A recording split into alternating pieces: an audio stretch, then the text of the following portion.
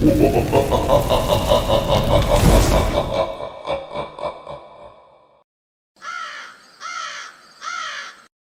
y a des milliers d'années, une météorite composée de vibranium, le matériau le plus résistant de l'univers, s'est écrasée sur le continent africain, affectant toute la végétation de cette région. Lorsque les premiers humains sont apparus sur ces terres, 5 grandes tribus s'y sont installées et ont nommé cet endroit Wakanda.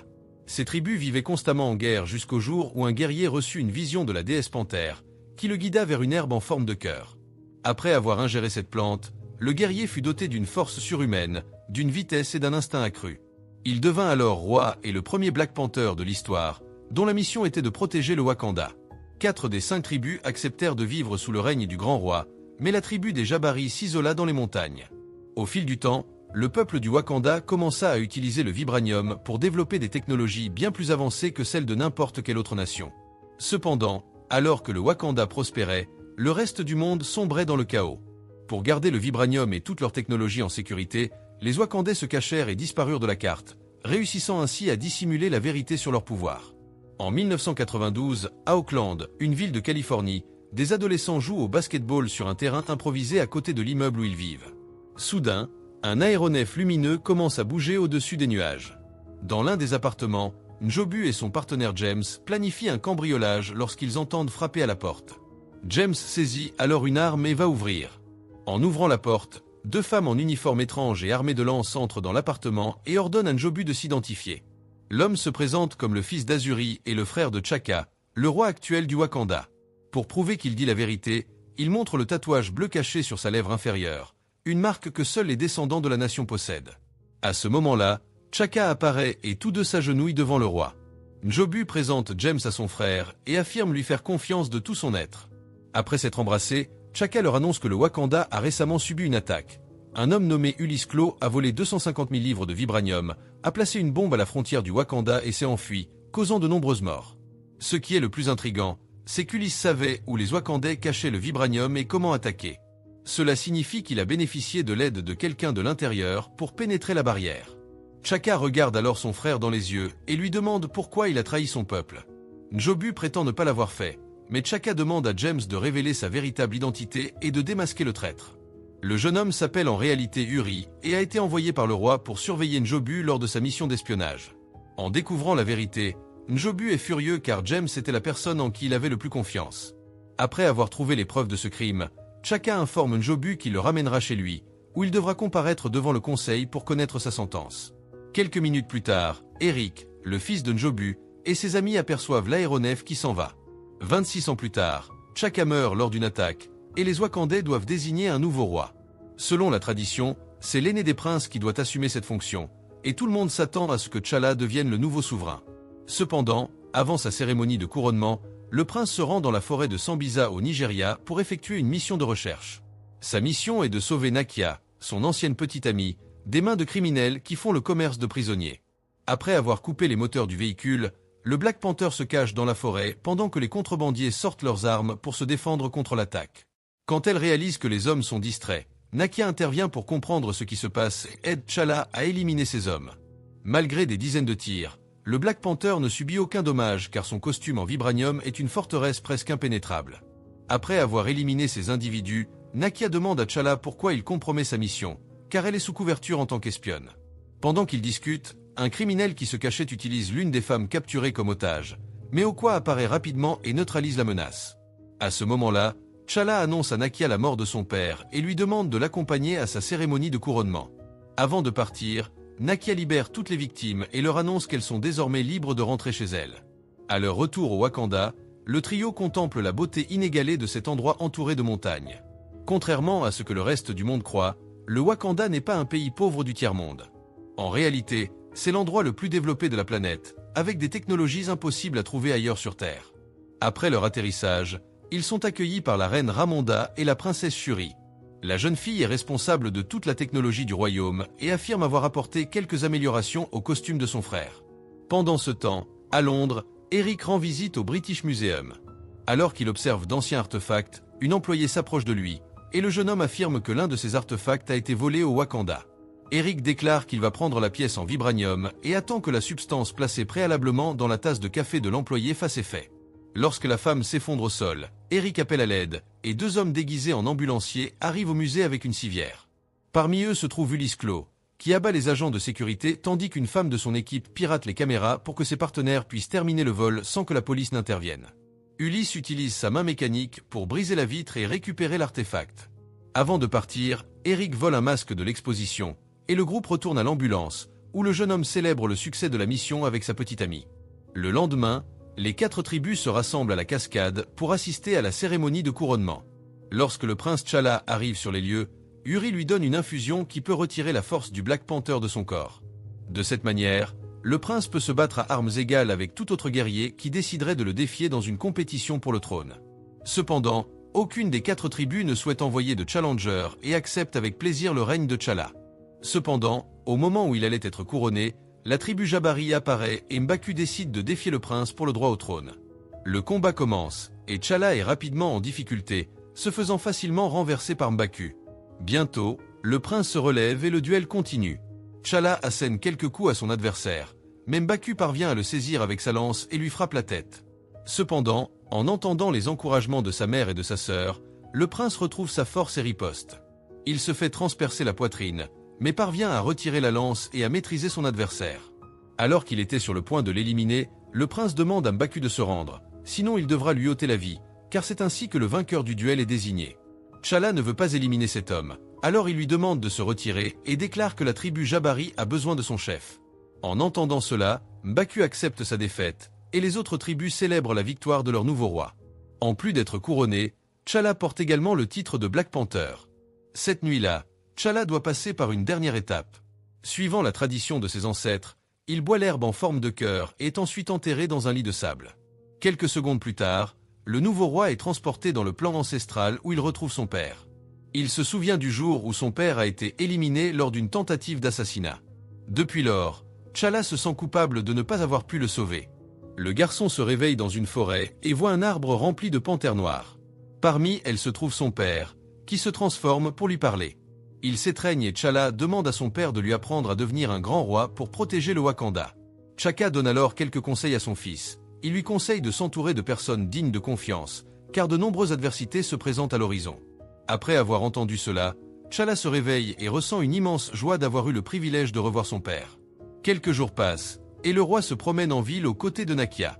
Il demande à sa petite amie de ne pas partir, mais elle dit qu'elle a une mission à accomplir. Nakia explique qu'elle ne peut pas vivre heureuse dans cet endroit en sachant que tant de gens vivent dans la misère et sans aucun soutien. Elle aimerait que le Wakanda aide ces personnes les plus vulnérables, mais T'Challa doit garder son royaume caché du reste du monde, car c'est ainsi qu'ils ont pu survivre si longtemps. En entendant les idées de Nakia, T'Challa déclare qu'elle ferait une excellente reine. Quelques heures plus tard, il rend visite à Wakabi, son bon ami. Après avoir nourri l'un de ses rhinocéros, l'homme reçoit un appel de sa femme, Okwa, qui demande la présence des deux au château. Après avoir rassemblé tous les membres du conseil, la femme révèle qu'un artefact wakandais a été volé au British Museum par Ulysse Clos, qui prévoit de le vendre à un acheteur américain. Ils conviennent de se rencontrer en Corée du Sud le soir du lendemain. Depuis qu'il a volé une grande partie du vibranium de ces terres, Ulysse s'est caché. C'est donc l'occasion idéale de le capturer et de le juger pour ses crimes. Avant de se lancer dans cette mission, T'Challa rend visite à sa sœur, qui lui donne des dispositifs à utiliser pendant son séjour en Corée. Parmi eux se trouve un dispositif de communication à portée illimitée. Enfin, la jeune fille présente le nouveau costume de Black Panther, qui consiste en un collier super stylé pouvant être activé uniquement par la pensée. Lors d'un test, Shuri demande à son frère de frapper le costume sur le mannequin, qui est alors projeté. Ensuite, T'Challa frappe à nouveau le même endroit et est repoussé. Cela est dû au fait que cet uniforme stocke l'énergie cinétique et la conserve pour une redistribution ultérieure. La nuit suivante, le roi arrive à Busan, en Corée, accompagné de Nakia et d'Okwa.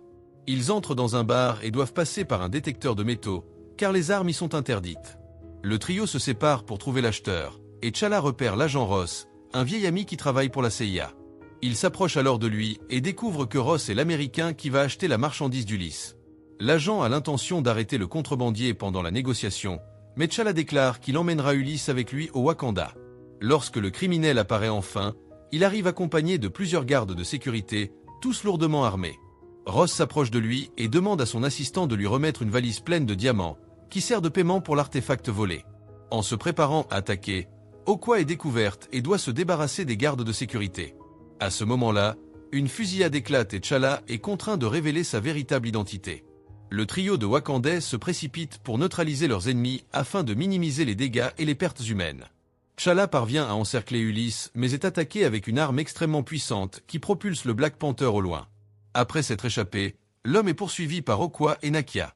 Ensuite, T'Challa intervient et sollicite l'aide de sa sœur pour piloter sa voiture à distance pendant la poursuite. Quelques secondes plus tard, le héros parvient à atteindre le premier véhicule et en éjecte les criminels.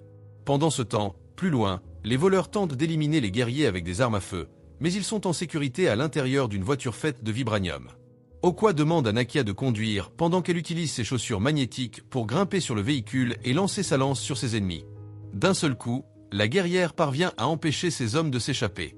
Après avoir reçu des dizaines de balles, le nouveau costume de Black Panther est rempli d'énergie cinétique stockée.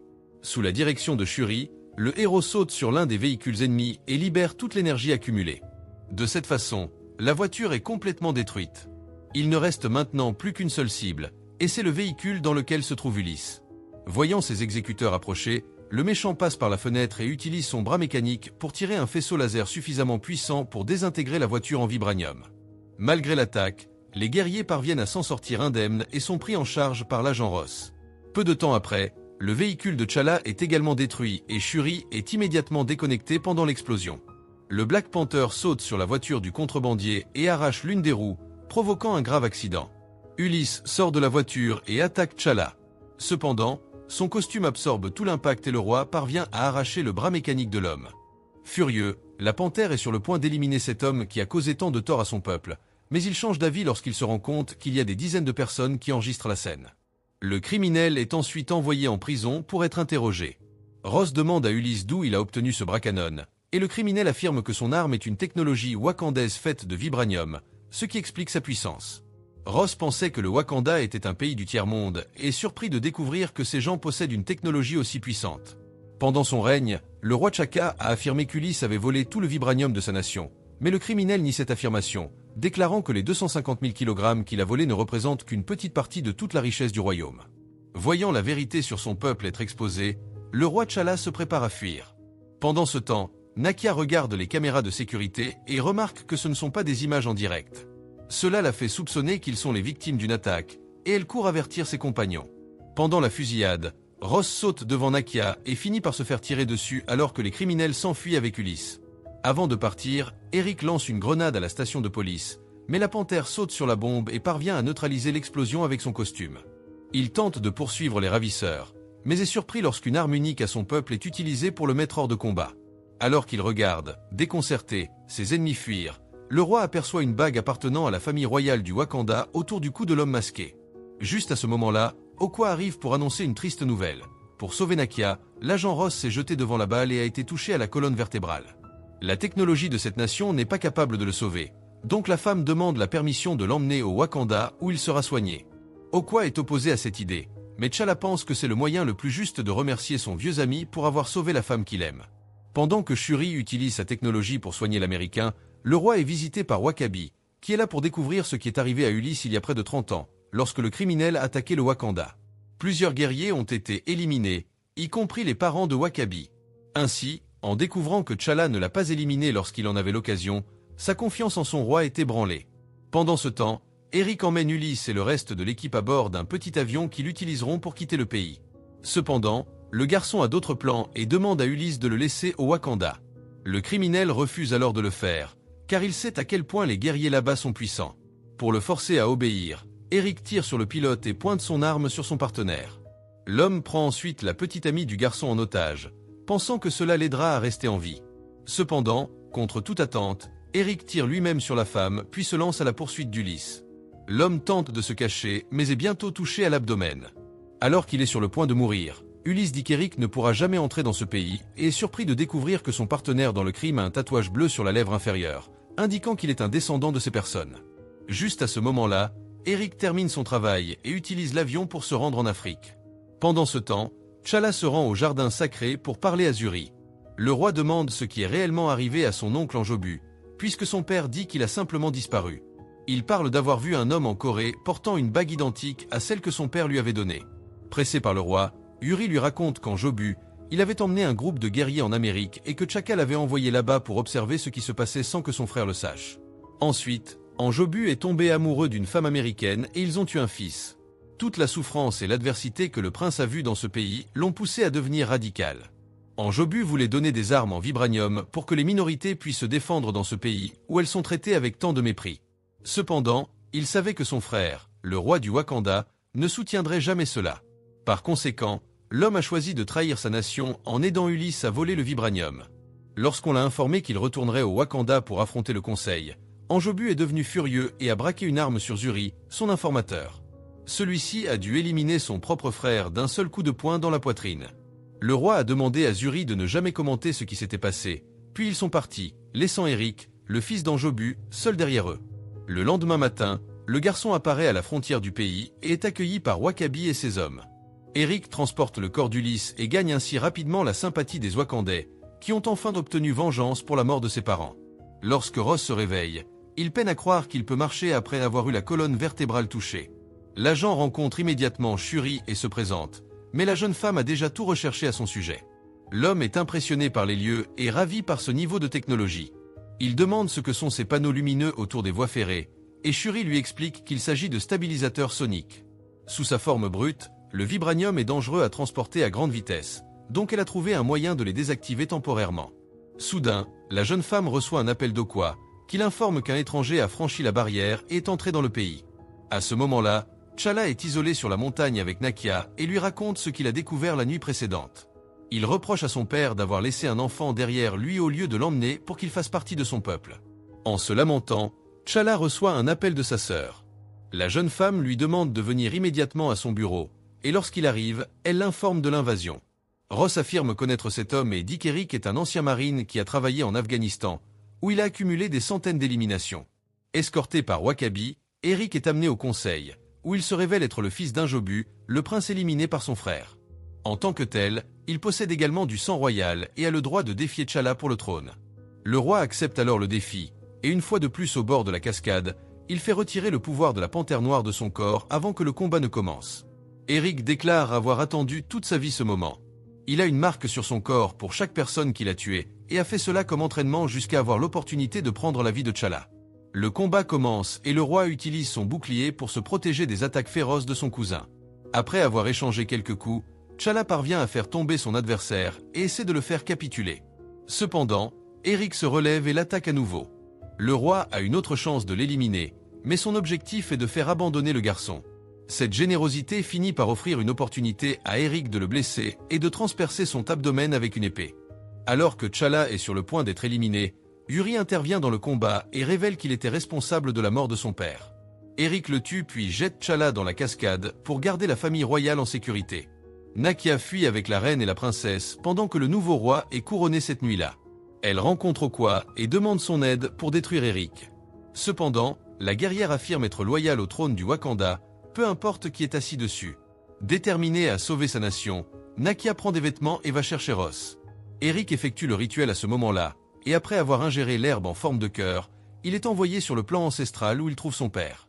Enjobu se sent coupable de l'homme que son fils est devenu et en larmes, dit qu'il aurait dû emmener le garçon au Wakanda lorsqu'il en avait l'occasion. Après avoir amené Ross à la reine, Nakia doit faire une dernière chose avant de partir. Elle se rend au jardin sacré et vole une unité de l'herbe en forme de cœur. À ce moment-là, Eric se réveille et ordonne à ses serviteurs de brûler tout le jardin, car il ne veut pas que d'autres rois aient accès au pouvoir de la Panthère Noire après être monté sur le trône. Le tyran roi nous informe qu'il enverra du vibranium pour être utilisé par les personnes noires dispersées à travers la terre afin qu'elles puissent soumettre leurs oppresseurs. Wakabi est le seul membre du conseil à être d'accord avec cette révolution, mais tout le monde doit obéir aux ordres du roi. Dans les montagnes, le quatuor se dirige vers la cachette d'Ambaku, tandis que Nakia prévoit de lui remettre le dernier spécimen de l'herbe en forme de cœur. La reine suggère aux guerriers de prendre les pouvoirs de la Panthère Noire, mais Nakia sait qu'elle aura besoin d'une armée pour détrôner Eric. Elle poursuit donc son plan de livrer la plante à M'Baku, le chef de la seule tribu qui n'est pas loyale à la couronne. Alors qu'il approche de l'entrée de la grotte, ils sont capturés par les Jabari et conduits à leurs dirigeants. M'Baku est informé qu'un étranger est devenu roi et est sur le point de détruire Wakanda. Nakia lui donne l'herbe en forme de cœur. Cependant, l'homme a une grande surprise. Il conduit le petit groupe vers un endroit isolé où T'Challa est détenu. À ce moment-là, la glace est la seule chose qui le garde en vie. L'un des pêcheurs du clan Jabari l'a trouvé comateux sur la rive. La reine prépare alors du thé et le donne à son fils. Quelques minutes plus tard, T'Challa se réveille, déterminé à reprendre la couronne. Shuri remet à son frère le collier de la panthère noire et T'Challa demande un moment seul avec un M'Baku. Il le remercie de lui avoir sauvé la vie, et l'homme affirme qu'il ne faisait que rembourser une dette. T'Challa demande si le chef des Jabari peut prêter quelques guerriers pour l'aider à récupérer le trône, mais un M'Baku refuse. Dans ce cas, T'Challa doit revenir seul et exige que le duel continue, puisqu'il n'y a pas eu de reddition et qu'il est toujours en vie. Cependant, Eric refuse de combattre à nouveau et déclare qu'il est désormais le roi. L'homme ordonne à ses serviteurs d'envoyer des navires contenant du matériel en vibranium vers diverses parties de la planète. Entre-temps, Shuri est arrivé à son laboratoire et demande l'aide de Ross pour détruire les aéronefs avant que ces armes puissantes ne tombent entre de mauvaises mains. L'homme pilote un avion de guerre à distance et sa mission est de détruire les aéronefs avant qu'ils ne franchissent la frontière. Pour défendre son roi actuel, W'Kabi mène ses hommes dans une bataille contre T'Challa, mais Okoye décide de soutenir son ancien roi et ordonne à ses guerriers d'arrêter Eric. Une grande guerre éclate, et la Panthère Noire doit se battre contre ceux qui étaient autrefois ses alliés. Mais sur l'ordre d'Okoye, les guerriers apparaissent pour l'aider dans cette bataille et combattent leur propre mari pour défendre Wakanda. En voyant ses amis guerriers être vaincus par Eric, Nakia décide de le confronter, et Shuri utilise son arme en vibranium pour essayer de neutraliser la menace. Malgré sa bravoure, Nakia ne possède pas les pouvoirs d'une panthère noire, et elle finit par perdre la bataille. Shuri continue avec ses attaques à distance, mais est également vaincue. Voyant sa sœur sur le point d'être éliminée, T'Challa utilise le pouvoir de son costume pour faire tomber tous ses ennemis et court vers son cousin. Ils tombent tous les deux sur les voies du train et poursuivent le duel. T'Challa demande alors à sa sœur de démarrer le train afin que les stabilisateurs désactivent les uniformes en vibranium. De cette manière, lui et Eric seront sans protection. Pendant ce temps, à la surface, les guerriers sont encerclés et contraints à se rendre. Juste lorsque la victoire semblait acquise, les guerriers Jabari apparaissent et attaquent tous ceux qui s'opposent à T'Challa. Le laboratoire de Shuri est sous attaque et Ross doit éliminer les aéronefs avant que le verre ne soit détruit, étant un pilote de guerre expérimenté. L'homme parvient à détruire les navires et à empêcher le vibranium de quitter la frontière avant que le laboratoire ne soit envahi. Après quelques minutes de combat, T'Challa est sur le point d'être vaincu, mais il reste encore de l'espoir. Il profite des dernières secondes pendant que les stabilisateurs sont actifs pour retirer le couteau des mains de son cousin et percer sa poitrine. Bien qu'il ne veuille pas lui ôter la vie, T'Challa sait que c'est le seul moyen de sauver Wakanda. Dans ses derniers instants de vie, Eric demande à voir le coucher du soleil, car son père lui disait toujours que les couchers de soleil de Wakanda sont les plus beaux qui soient. T'Challa l'emmène alors au sommet d'une montagne et permet à son cousin de réaliser son dernier souhait avant de mourir. Après avoir rétabli sa place sur le trône, le roi remercie Nakia pour sa loyauté envers sa famille jusqu'à la dernière seconde. Il lui demande de rester avec lui à Wakanda et lui assure qu'il l'aidera à réaliser son objectif. Les semaines passent, et T'Challa se rend à Auckland avec Shuri. Il annonce qu'il a acheté le bâtiment où son oncle est décédé, ainsi que tous les autres bâtiments aux alentours. Cela deviendra le premier centre d'aide international de Wakanda. Nakia agira en tant que superviseuse, et Shuri sera responsable de l'échange d'informations et de sciences. Les premiers bénéficiaires de ce centre d'aide wakandais seront les enfants qui jouent au basketball sur ce terrain. Alors, qu'avez-vous pensé de ce film? Laissez vos commentaires ci-dessous, et si vous avez aimé la vidéo, merci de liker et de vous abonner pour plus de résumés de films. À la prochaine fois.